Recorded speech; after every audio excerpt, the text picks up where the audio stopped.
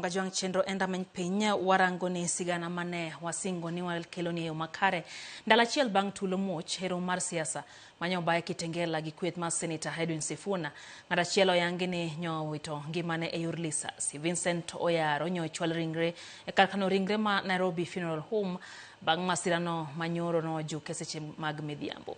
Jokenda joganda ywak ne obila yu masirano ka familia mare bende ywagora tiro margi.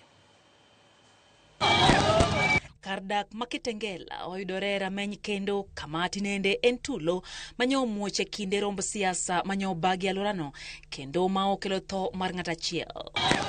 Jago marawera manyinge Vincent Oyaro majahigni 28 kendo wuon nyathi achiel emanyo wito ngimane ka okale lisasi manyo bai kinde no. Nikapigiwa simu na rafiki ya bwanangu akaniambia bwanangu amepigwa risasi akivuka barabara kutoka kazi. Akikumuuliza akaniambia hajamuona ndiye anaenda kumuona. Kufika leo ikabidi tumtafute kwa mochari iko karibu Kitengela hatukumpata. Ikabidi tukuje mochari tukaconfirm tukampata. Tumpata amepigwa risasi kwa jicho imetokea nyuma. Bana polisi, hakuna polisi anakuja kuchukua mwili. Ndio tukaambiana kama vijana mwili ichukuliwe ipeleke kwa barabara. Ne walimo Kitengela kendo mar neno karmasira manyonege Vincent dukni maka kata kamano oyaw kendo chenro dhi nyime kaka pile. Report yango ni Vincent nyogo lisasi kar saa 11 odhiambo mabang'e to simu ne odonjo ne minode. Osiepe Vincent lero chal mar wach motelo ne tho mar jagono.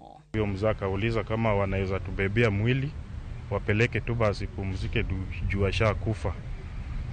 Tulijibiwa kwamba tuongoje vijana watulie ndio watabeba. Joked ne ratich oganda to oseoduol mar IPOA magiwacho ni osenyiso nyawo e tijgi kata odoko ni nonro nyiso ga obila makelo masira makamago. We are asking the Inspector General of Police.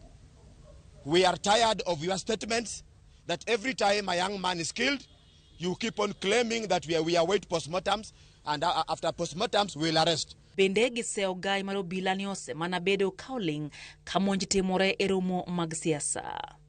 Bang familia marayango ringre e karkano ringre ma Nairobi Funeral Home ne gidok kende tesendo bila ma Kitengela kanyakla kodo kinde magi mar goyo report kendo kairito nonro mar biro.